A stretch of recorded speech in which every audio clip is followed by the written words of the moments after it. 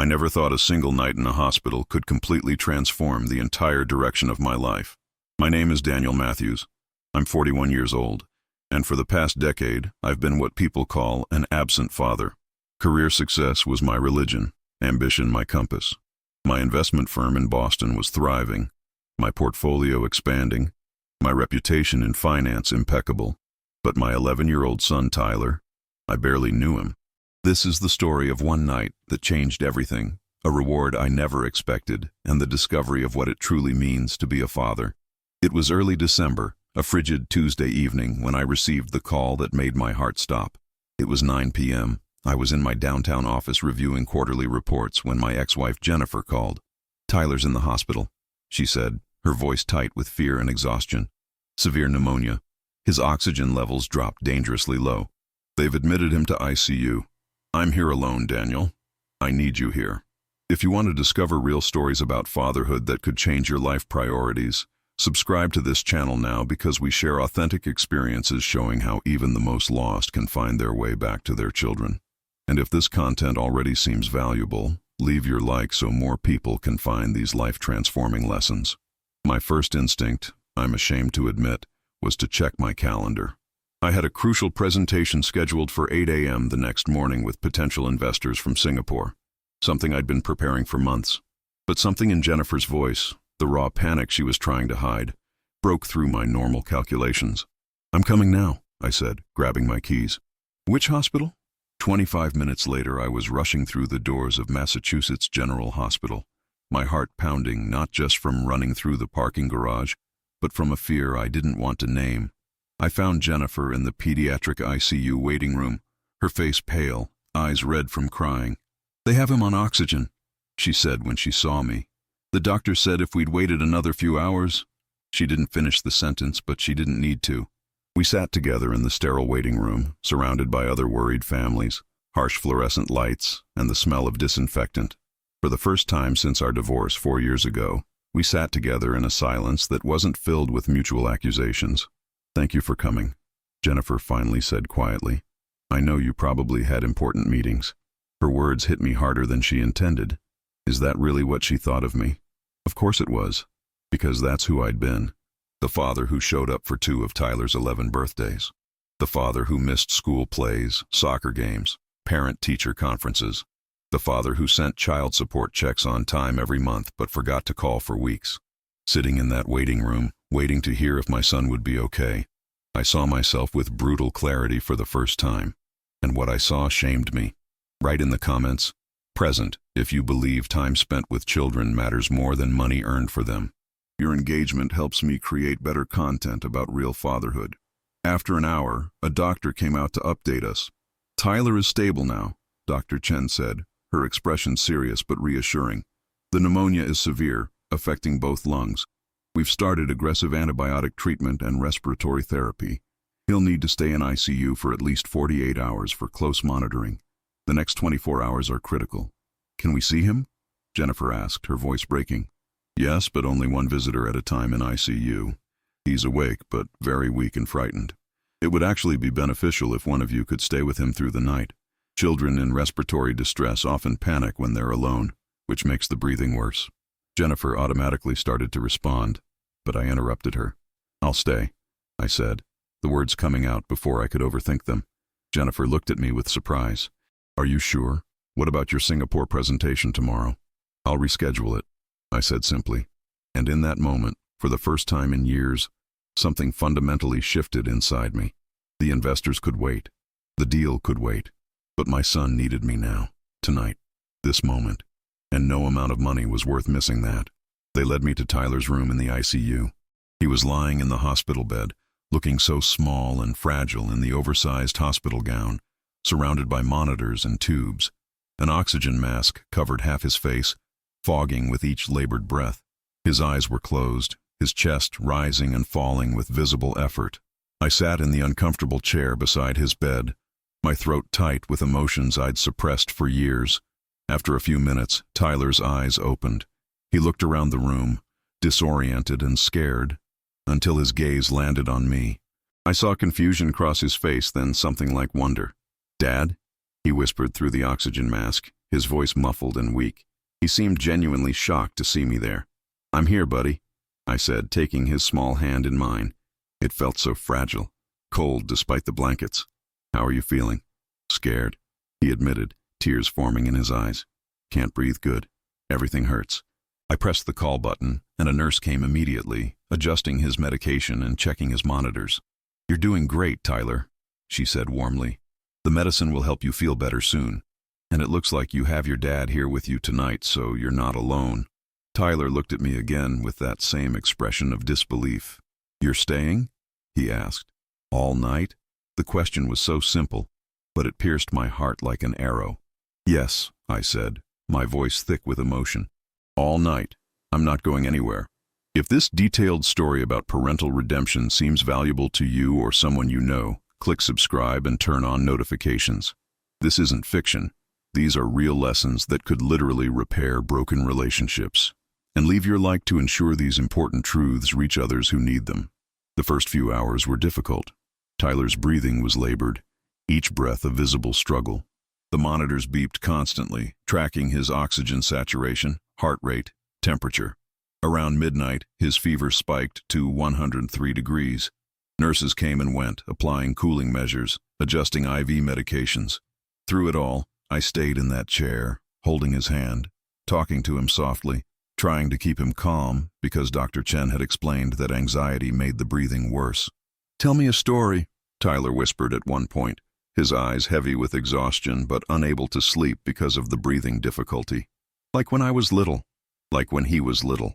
The words gutted me because I couldn't remember the last time I'd told him a bedtime story. When he was 3, 4 years old. Before the divorce, before work consumed everything. I used to read to him every night. But that version of me seemed like a different person now. "What kind of story do you want?" I asked. "About you," he said simply. "Mom tells me stories about when she was young, but you never talk about when you were a kid."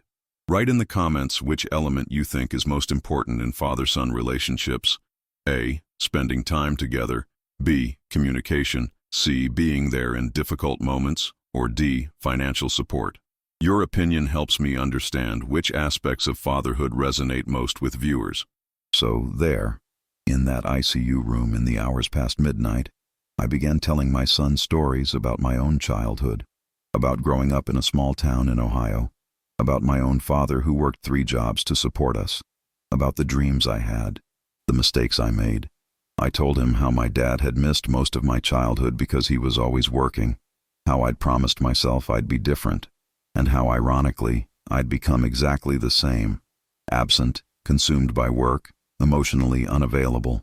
"But you're here now," Tyler said simply, his 11-year-old wisdom cutting through all my complicated guilt. "That counts, doesn't it?" "Yes," I said, my voice breaking. "It counts. And I promise you, Tyler, I'm going to be here more from now on. I can't change the past. I can't get back the years I wasted. But I can change starting today. I want to know you, buddy.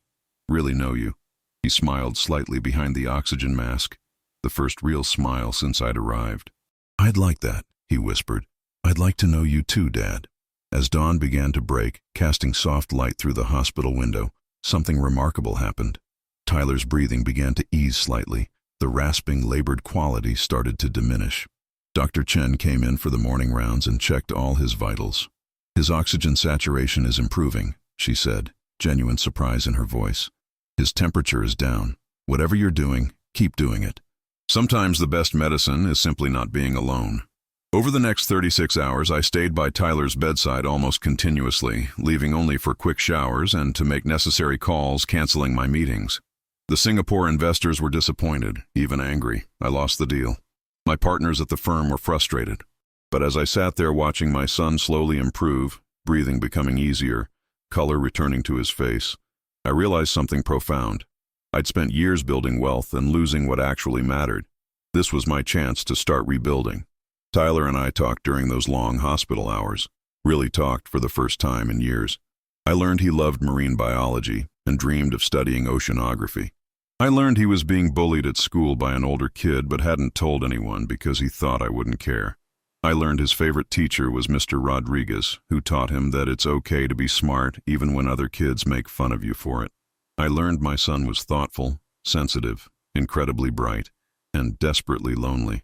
I used to wait by the window on your weekends, he told me on the second night. His breathing much improved now, speaking more easily. Mom would tell me you were coming to pick me up and I'd watch for your car. But lots of times you'd call and say you had to work. After a while, I stopped waiting by the window. Those words destroyed me. I had to turn away so he wouldn't see me crying. I'm so sorry, I managed to say. You deserved so much better.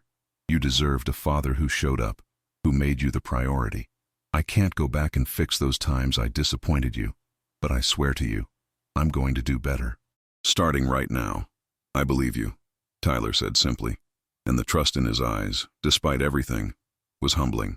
On Thursday afternoon, Dr. Chen cleared Tyler to be moved from ICU to a regular room. His pneumonia was improving rapidly, his breathing nearly normal.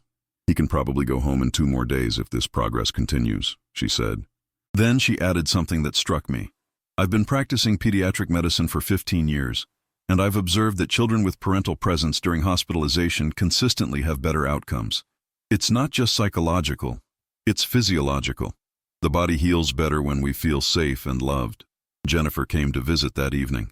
Tyler was sleeping peacefully now, his breathing easy and regular. She and I sat in the hallway outside his room, and for the first time since our divorce, we had an honest conversation. I see a difference in him, she said quietly. In just these few days, I can see it. He's been asking for you for years, Daniel. Asking why you don't come around more, why you don't call. I defended you for a long time, made excuses, but eventually I ran out of excuses. I know, I said, and you had every right to stop defending me. I was wrong, Jennifer. About my priorities, about what matters, about everything. I thought providing financially was enough, that success at work would somehow translate to being a good father, but it doesn't work that way. She looked at me carefully, searching my face. So what's different now? What changed? I thought about it. Sitting in that ICU, holding his hand while he struggled to breathe, terrified and alone except for me, it shattered something in me. Or maybe it rebuilt something that had been broken.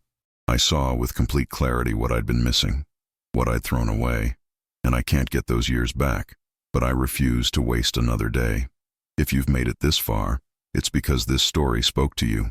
Leave a comment saying, I watched until the end, so I can get to know those who truly appreciate stories about redemption and second chances on this channel. Tyler came home that Saturday. I asked Jennifer if I could be there, help him settle in, and she agreed.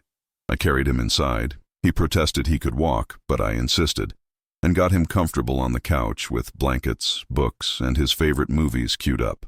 I stayed through dinner, helping Jennifer cook, laughing together for the first time in years. Before I left that night, Tyler called me back. Dad, can we start doing something together? Like regularly? Maybe every week? Absolutely, I said. What would you like to do? Could we go to the aquarium? There's this new exhibit on deep-sea creatures. And maybe you could come to my science fair next month? I'm doing a project on bioluminescence.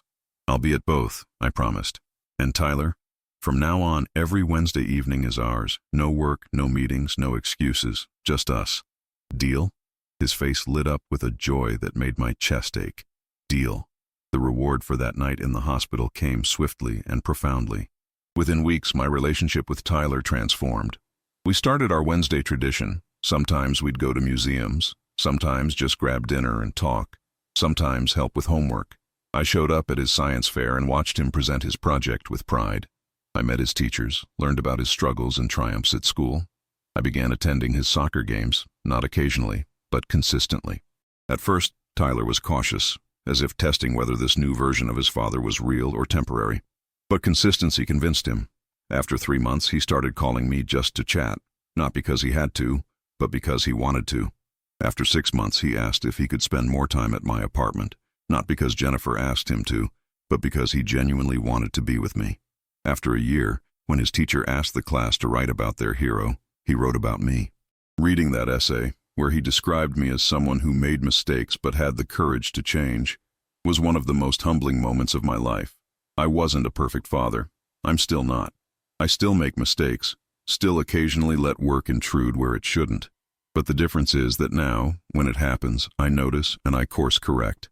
And Tyler knows, deeply knows, that he's the priority. that he's loved, that he matters. But the rewards extended beyond my relationship with Tyler. My relationship with Jennifer also improved dramatically. We didn't get back together romantically. Some things are broken beyond that kind of repair. But we became genuine co-parents, even friends. We communicated openly about Tyler's needs, supported each other's parenting decisions, and worked as a team for his well-being. And in the process, we both became better people. My career didn't collapse despite the lost Singapore deal. In fact, something unexpected happened. When I started prioritizing work-life balance, I discovered I became more effective during the hours I did work, not burning myself out, not sacrificing everything for the job. I had more energy, better focus, greater creativity. I began implementing family-friendly policies at my firm, flexible schedules, remote work options, generous parental leave, and my employee retention skyrocketed, along with morale and productivity. 1 year after that night in the hospital, I was asked to speak at a business conference about leadership. I hesitated. Public speaking had never been my strength, but I decided to share my story, the story of an absent father who got a wake-up call through a medical crisis, and who discovered that being a present parent didn't just make him a better father, but a better business leader. The response was overwhelming. After my presentation, dozens of people approached me, fathers crying as they talked about their own regrets, mothers thanking me for speaking truth, young professionals asking how they could avoid making the same mistakes. One man in particular, a CEO of a major tech company, told me, "I have a board meeting tomorrow that I considered absolutely critical, but I just found out my daughter is receiving an award at school tomorrow evening. Thanks to your story, I'm rescheduling the board meeting. They'll understand. But my daughter is only 12 once."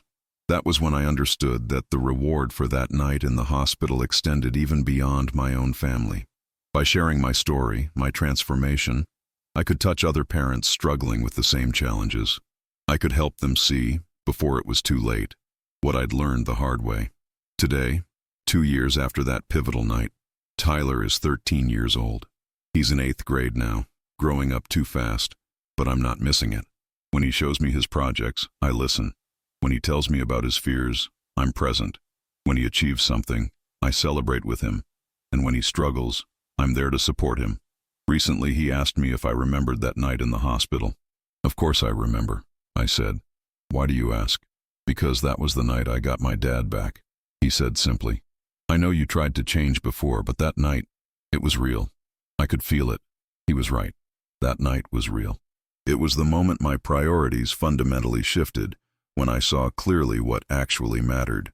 And the reward for that one night of presence? It's been a father-son relationship that's strong, authentic, filled with love.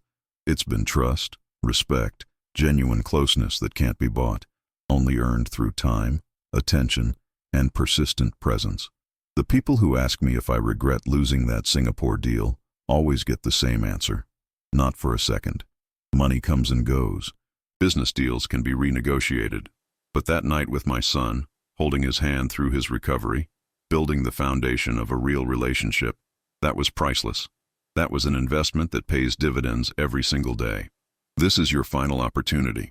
Subscribe now to this channel for more authentic stories about parental redemption that could genuinely change your life or the life of someone you love. Click subscribe and turn on notifications. This isn't empty entertainment. It's life education that matters. Leave your like so the algorithm shares this with more people who need to hear these truths.